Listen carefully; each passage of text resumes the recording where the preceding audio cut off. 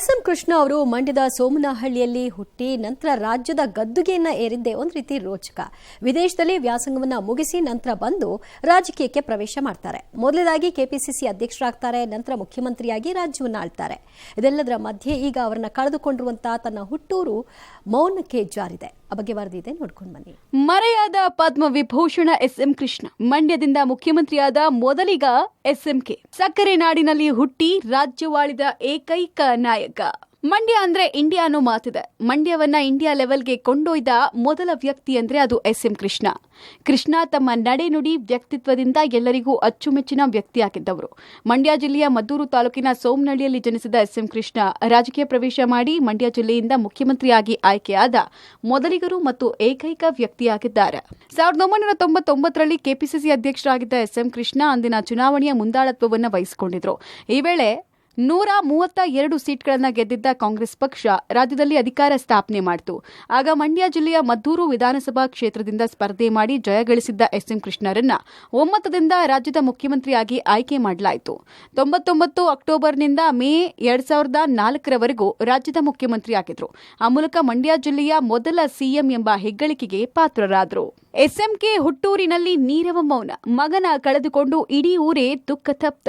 ಮಾಜಿ CM SM. Krishna ಹುಟ್ಟೂರು ಸೋಮನಹಳ್ಳಿಯಲ್ಲಿ ನೀರವ ಮೌನ ಆವರಿಸಿದೆ. ಊರಿನ ಮಗನನ್ನ ಕಳ್ಕೊಂಡು ಜನ ಶೋಕ ಸಾಗರದಲ್ಲಿ ಮುಳುಗಿದ್ದಾರೆ. ಎಸ್.ಎಂ. ಕೃಷ್ಣ ಮನೆಯಲ್ಲಿ ಕೃಷ್ಣ ಭಾವಚಿತ್ರವನ್ನ ಇರಿಸಿ ಪೂಜೆ ನೆರವೇರಿಸಲಾಯಿತು. ಎಸ್.ಎಂ.ಕೆ. ಅವರ ಸೋದರ ಸೊಸೆ ಕೃಷ್ಣರನ್ನ ನೆನೆದು ಭಾವುಕರಾದ್ರು. ಚೆನ್ನಾಗಿದ್ರು. ಅವರು ಸುಮಗುತ್ತನೇ ಅವ್ರು ಮಾತಾಡ್ತಿದ್ರು, ಯಾರು ಮಾತಾಡಿಸ್ಬೇಕಾದ್ರು. ನನಗೆ ಸೋದರ ಮಾವ ಆಗಬೇಕು ಅವರು. ನಾನು ಚಿಕ್ಕದ್ರಿಂದ ಅವರನ್ನು ನೋಡಿದ್ದೆ. ಫಸ್ಟು ಪಿ.ಎಸ್.ಪಿ ಪಾರ್ಟಿಯಿಂದ ಅವರು ಎಲೆಕ್ಷನಲ್ಲೆಲ್ಲ ನಿಂತ್ಕೊಂಡದ್ದು, ನಾವೆಲ್ಲ ಕ್ಯಾನ್ವಾಸ್ ಎಲ್ಲ ಮಾಡಿದ್ವಿ. ನಾನು ಚಿಕ್ಕವಳಾಗಿದ್ರು ಕ್ಯಾನ್ವಾಸ್ ಮಾಡಿದ್ದು. ನನಗೆ ಅಷ್ಟೇ ಮಮತೆ ಇತ್ತು ಅವ್ರ ಬಗ್ಗೆ. ಹುಷಾರಿಲ್ಲ ಅಂದಾಗೆಲ್ಲ ಹೋಗಿ ನೋಡೋಕೆ ಹೋದೆ. ಆದರೆ ಬಿಡೋಕ್ಕಾಗಲಿಲ್ಲ, ಅವರು ಎಲ್ಲರೂ ನಮ್ಮ ಬಿಡೋಕ್ಕೂ ಆಗಲಿಲ್ಲ, ನೋಡಲಿಲ್ಲ. ಆದರೆ ಅವ್ರನ್ನ ದಿನ ಸ್ಮರಿಸ್ತಿದ್ದೆವು ನಾವು. ಅವ್ರನ್ನ ನಮ್ಮ ಕುಟುಂಬದಲ್ಲಿ ಇರಬೇಕು, ಅವ್ರು ಇನ್ನೂ ರಾಜಕೀಯ ಇರಬೇಕು, ನಮ್ಮ ವಂಶ ಇದಾಗಬೇಕು ಅನ್ನೋದು ನನ್ನಲ್ಲಿ ಇತ್ತು. ಅದು ಆ ಥರ ಇತ್ತು. ತುಂಬ ಒಳ್ಳೆಯ ಮನುಷ್ಯ, ಒಳ್ಳೆ ಯುಕ್ತಿ. ಇನ್ನು ಜನ್ಮ ಒಪ್ಪಿದ್ರು ಅವರು ಆ ಥರ, ಅವರು ಇನ್ನು ಅಂಥವ್ರು ಸಿಗೋದಿಲ್ಲ ನಮಗೆ. ಮುಗ್ದಾಯಿತು. ಮಾಜಿ ಮುಖ್ಯಮಂತ್ರಿ ಎಸ್.ಎಂ. ಕೃಷ್ಣ ಹುಟ್ಟೂರಲ್ಲಿ ಹೆಚ್ಚು ಒಡನಾಡಿಗಳನ್ನ ಹೊಂದಿದ್ರು. ಇಂದು ಎಸ್.ಎಂ.ಕೆರನ್ನ ಕಳೆದುಕೊಂಡು ಸ್ನೇಹಿತರು ಅವರೊಂದಿಗಿನ ಒಡನಾಟವನ್ನ ಪಬ್ಲಿಕ್ ಟಿವಿ ಜೊತೆಗೆ ಹಂಚಿಕೊಂಡಿದ್ದಾರೆ. ಅವರು ನಾವು 1980ರಿಂದ ಭಾರಿ ಒಡನಾಟ ಇಟ್ಕೊಂಡು ಅವ್ರ ಮುಖಾಂತರ ರಾಜಕೀಯಕ್ಕೆ ಪ್ರವೇಶ ಮಾಡಿ ಅವರ ಮಾರ್ಗದರ್ಶನದಲ್ಲಿ ಇಲ್ಲಿವರೆಗೂ ನಾವು ನಡ್ಕೊಂಬಂದಿದ್ವಿ. ಇಡೀ ಇಂಡಿಯಾದಲ್ಲಿ ಅವರ ವ್ಯಕ್ತಿತ್ವ ದೊಡ್ಡದು ಅಂತ ಹೇಳ್ಬೋದು. ಇಡೀ ಇಂಡಿಯಾಕ್ಕೆ ದೊಡ್ಡದು ಅಂತ ಹೇಳ್ಬೋದು ಅವ್ರ ವ್ಯಕ್ತಿತ್ವ. ಆ ಥರ ಮನೋಭಾವನ ಒಳ್ಳೆ ಥರ ರಾಜಕೀಯದ ವ್ಯವಹಾರದಲ್ಲಿ ಪ್ರತಿಯೊಂದರಲ್ಲೂ ದೊಡ್ಡ ಥರ ಇವತ್ತು ಇಡೀ ಇಂಡಿಯಾದಕ್ಕೆ ದೊಡ್ಡ ವ್ಯಕ್ತಿ ಅಂತ ಹೇಳ್ಬೋದು. ಆ ಶಿಸ್ತು ಯಾರೂ ಮಾಡೋಕ್ಕಾಗೋಲ್ಲ, ಇನ್ನು ಮುಂದೇನೂ ಮಾಡೋಕ್ಕಾಗೋಲ್ಲ. ಆ ಥರ ಶಿಸ್ತು, ಆ ಥರ ರಾಜಕೀಯ ನಡೆ, ಆ ಥರ ರಾಜಕೀಯದ ವ್ಯವಹಾರ, ಪ್ರತಿಯೊಂದು ದಿಟ್ಟ ಮನಸ್ಸು ಅವ್ರ ರೀತಿ ಯಾರೂ ಇವತ್ತು ಮಾಡೋಕ್ಕಾಗೋದಿಲ್ಲ.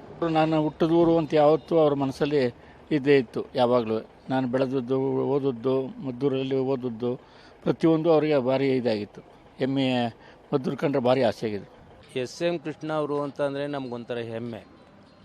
ನಮ್ಮ ನೆಚ್ಚಿನ ನಾಯಕರು, ಮಾಜಿ ಮುಖ್ಯಮಂತ್ರಿಗಳು, ಮಾಜಿ ಕೇಂದ್ರ ಸಚಿವರು ಹಾಗೂ ಯಾವುದೇ ಪಕ್ಷದಲ್ಲಿರಲಿ ಅವರನ್ನು ವಿಶೇಷವಾಗಿ ಪ್ರೀತಿ ಮಾಡ್ತಕ್ಕಂಥ ಜನ ಇಡೀ ದೇಶದಲ್ಲಿ ಮತ್ತು ಕರ್ನಾಟಕದಲ್ಲಿದ್ದಾರೆ.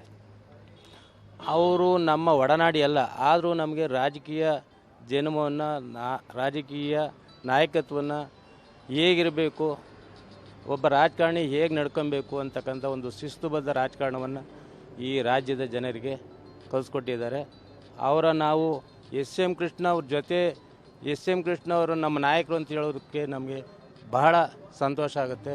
ಅಂತ್ಯಕಾಲದಲ್ಲಿ ಗ್ರಾಮದ 3 ದೇವಾಲಯಗಳ ಜೀರ್ಣೋದ್ಧಾರ. ಕಡೆಗಾಲದಲ್ಲೂ ಹುಟ್ಟೂರಿನ ಒಳಿತು ಬಯಸಿದ್ದ ಎಸ್.ಎಂ.ಕೆ. 48 ದಿನಗಳ ಮಂಡಲ ಪೂಜೆ ಬಳಿಕ ಎಸ್.ಎಂ.ಕೆ. ವಿಧಿವಶ. ಎಸ್.ಎಂ. ಕೃಷ್ಣ ಸಾಯೋಕ್ ಮುಂಚೆ ಹುಟ್ಟೂರು ಸೋಮನಹಳ್ಳಿಯಲ್ಲಿ ದೇಗುಲಗಳನ್ನು ಜೀರ್ಣೋದ್ಧಾರ ಮಾಡಿದ್ರು. 45 ಲಕ್ಷ ರೂಪಾಯಿ ವೆಚ್ಚದಲ್ಲಿ ಅಭಯ ಆಂಜನೇಯ ಸ್ವಾಮಿ, ಮಾರಮ್ಮ, ಬೋರೆ ದೇವರ ದೇವಸ್ಥಾನ ಜೀರ್ಣೋದ್ಧಾರ ಮಾಡಿದ್ರು. ಮಂಡಲ ಪೂಜೆ ನಡುವೆ ಕೃಷ್ಣ ಅವರು ಅನಾರೋಗ್ಯಕ್ಕೀಡಾಗಿದ್ರು. ಕಾಕತಾಳೀಯ ಎಂಬಂತೆ 48 ದಿನಗಳ ಮಂಡಲ ಪೂಜೆ ಬಳಿಕ ಎಸ್ಎಂಕೆ ಸಾವಾಗಿತ್ತು. ಸಾವಿನಲ್ಲೂ ಗ್ರಾಮದ ಒಳಿತನ್ನ ಬಯಸಿದ್ರು ಎನ್ನಲಾಗ್ತಿದೆ.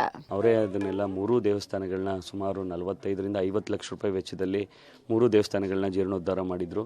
ಅಕ್ಟೋಬರ್ 20-21ನೇ ತಾರೀಕು ದೇವಸ್ಥಾನದ ಪ್ರಧಾನ ಕಳಶ ಸ್ಥಾಪನೆ ಮತ್ತು ಚಂಡಿಕಾ ಹೋಮ ಪ್ರತಿಯೊಂದನ್ನು ಎಲ್ಲ ಮಾಡಿದರು. ಆಗ ನಮ್ಮ ದೊಡ್ಡ ಸಾಹೇಬ್ರ ಮಗಳು ಶಾಂಭವಿ ಮೇಡಮ್ ಅವರು ಬಂದಿದ್ದರು.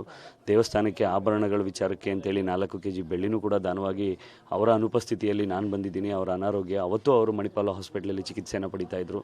ನಾವು ಎಲ್ಲರೂ ಊರಿನವರಿಂದ ಎಲ್ಲ ಸಂಕಲ್ಪ ಮಾಡಿಸಿ ಕೇಳ್ಕೊಂಡು ಅವ್ರ ಆರೋಗ್ಯದಲ್ಲಿ ಚೇತರಿಕೆನ ಕಾಣಲಿ, ಅವ್ರು ಇನ್ನಷ್ಟು ಆಯಸ್ಸು ಭಗವಂತ ಅವರಿಗೆ ಕೊಡಲಿ ಅಂತ. ಏಕೆಂದರೆ ಅವ್ರಿಗೆ ಈ ಊರಿನಲ್ಲಿ ಆಂಜನೇಯ ಸ್ವಾಮಿ ದೇವಸ್ಥಾನ ಮತ್ತು ಬೋರೆ ದೇವರ ದೇವಸ್ಥಾನ, ಮಾರಮ್ಮ ದೇವಸ್ಥಾನಗಳು ಶಿಥಿಲ ವ್ಯವಸ್ಥೆಯಲ್ಲಿ ಇದ್ದದ್ದನ್ನು ಅವ್ರ ಗಮನಕ್ಕೆ ಬಂದಿತ್ತು. ನಮ್ಮ SM ಶಂಕರ್ ಅವರ ಕುಟುಂಬದವರ ಮೂಲಕ ಅಂದರೆ ನಮ್ಮ ಗುರುಚರಣ್ ಶ್ರುತಿ ಅಕ್ಕ ಅವರ ಮೂಲಕ ಈ ದೇವಸ್ಥಾನಗಳನ್ನ ಜೀರ್ಣೋದ್ಧಾರ ಮಾಡಿಸಿದ್ರು. ಅಕ್ಟೋಬರ್ 21ನೇ ತಾರೀಕು ಅದು ಓಪನ್ ಆಯಿತು. ಅದು ಸಂಕಲ್ಪ ಆಯಿತು. ಅವಾಗ ಏನಂತ ಹೇಳಿದ್ರೆ ಅಲ್ಲಿ 48 ದಿನ ಮಂಡಲ ಪೂಜೆ ನಡಿಬೇಕು ಅಂತ ಅದನ್ನು ವಹಿಸ್ಕೊಂಡವರು ಪ್ರೀತಮ್ಮರು ವಹಿಸ್ಕೊಂಡು ಮಾಡಿದ್ರು.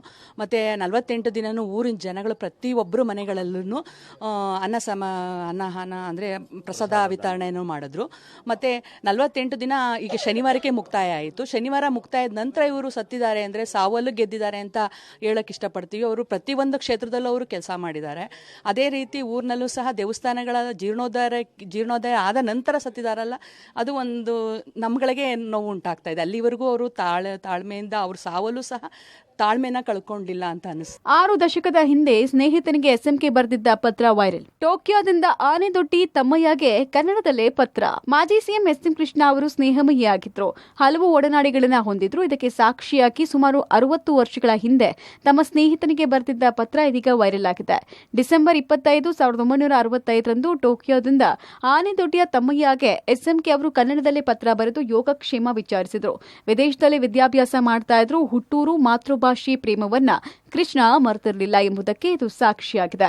ಒಟ್ಟಾರೆ ಮಂಡ್ಯ ಜಿಲ್ಲೆಯ ಮದ್ದೂರಿನ ಸೋಮನಹಳ್ಳಿಯಲ್ಲಿ ಜನಿಸಿ ರಾಜಕೀಯ ಜೀವನ ಆರಂಭ ಮಾಡಿದ SM ಕೃಷ್ಣ ರಾಜಕೀಯದ ಉತ್ತುಂಗ ಶಿಖರದವರೆಗೂ ಬೆಳೆದಿದ್ದಾರೆ.